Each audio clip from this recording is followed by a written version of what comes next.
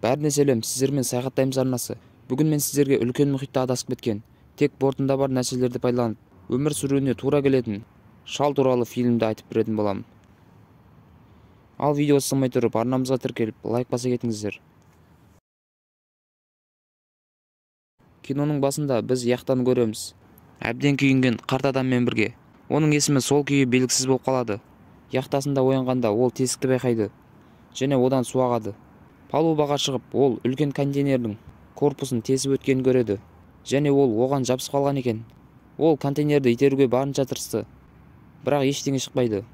Содан соң ол теңіз якорын қолдануды шешеді, және кемеден секіреді. Ол контейнерден құтылды, енді ол яхтаны басқара алады. Бірақ ол бұрылғанда ішіне қарай көп су толып қалады. Әлдеқашан жүзіп кеткен ер адам якордың пайдасы тиер деп оны яхтаға қайта алып келеді. Ішінде су көп болды, және электр жарығы жұмысын тоқтатты. Ол тесікті жөндеуге арналған жинақты алып, бірте-бірте тесікті бітеуге кіріседі. Ол өз қолымен судан құтылмақ болды. Түнде ол аспалы ауада ұйықтауға мәжбүр. 2 күннен кейін ол суды толығымен сорып алады. Ол SOS сигналын беру үшін рацияны пайдалануды ұйғарады. Бірақ батарея бітіп қалды. Рация жұмыс жасайды деген үмітпен оны күнге кептіріп қояды.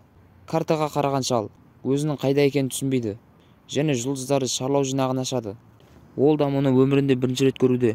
Бірінші ол нұсқауларды оқып, бұл құрылғыны қалай дұрыс пайдалану керектігін білуі керек. Ол рацияның іске қосылғанын естиді, және SOS сигналын береді. Бірақ ол ұзаққа бармады. Осының құрметіне ол мас болып, тамақ ішіп, ұйықтауға шешім қабылдайды. Бірақ келесі күні одан да күрделі мәселе күтіп тұр. Дауыл келе жатыр. Шал оған дайындала бастайды, және барлық соққы беретін заттарды жояды. Сондай-ақ бір баққа ауыз суын толтырады, қажет болып қалуы мүмкін деп. Ол пальтосын киіп, қайықты жүргізу үшін палубаға шығады. Шал адаспау үшін теңіз якорын бортқа тастауды шешеді. Ең үлкен толқын оны ұшырып, бортқа лақтырып жібереді. Әйтеуір үйтіп-бүйтіп артқа қайтып оралады, және ол әлсіреп, жай ғана ішіне тығылып алады. Бірақ көп ұзамай қайықтың қатты тербеле бастағанын сезеді, және ақырында оны толығымен аударып жібереді. Дегенмен біраз уақыттан кейін ол бастапқы орынға оралады. Ол қайтадан палубаға шығып, арқанды тарта бастайды, және толқын тағы да қайықты аударып жібереді. Бірақ бұл жолы ол яхта аман қалды. Ол қайтадан ішке кіріп, басын селт еткізіп соғып, есін жоғалтады. Оянғанда ол бөлменің суға толғанын көреді. Ол құтқару салын суға лақтырып, және кемесін тастап кетеді. Ішіне толығымен жамылып, таң атқанша сонда қалады. Оянғанда яхтаның қирағанын көреді, және ережелерді қабылдау туралы шешім қабылдайды, және маңызды нәрселерді алып қалады. Яхта толығымен су астына батты, ал ер адам онымен мәңгілікке қоштасады. Енді оның қайда екенін анықтау керек. Ол картадан өз қозғалысын қадағалай бастайды, және жұлдыздарды шарлауға арналған секталық құрылғының қалай жұмыс істейтінін анықтайды. Бір түнде жаңа дауыл басталады. Бүкіл плот сумен толтырылады. Содан кейін оны аударып жібереді. Ер адам жүзіп, плотты кері тұрғызуға тырысады. Таңертең ол қозғалатын жолды белгілеуді жалғастырады, және жақын арада кеменің айналымы аймағында болатынын түсінеді. Ол су ішуге шешім қабылдайды, бірақ бірден түкіріп жібереді, өйткені ол тұзды болып шығады. Бұл оны ашуландырды, және ол истерияға түседі. Тамақсыз, ең бастысы, сусыз қалды. Ол шуақты күнді пайдалану арқылы өмірін ұзарта алды. Астындағы балықты байқап, балық аулау құралдарын алып шығады, және өзіне тамақ жасап жемекші. Бір күнде өте аз су жиналды, бірақ бұл жоқтан көрі бар. Кемелер баратын теңіз жолына жақындаған сәтте, олардың бірі оны көп күттірмеді. Ол сигналдық отты жағады, бірақ кемеде оны ешкім байқамайды.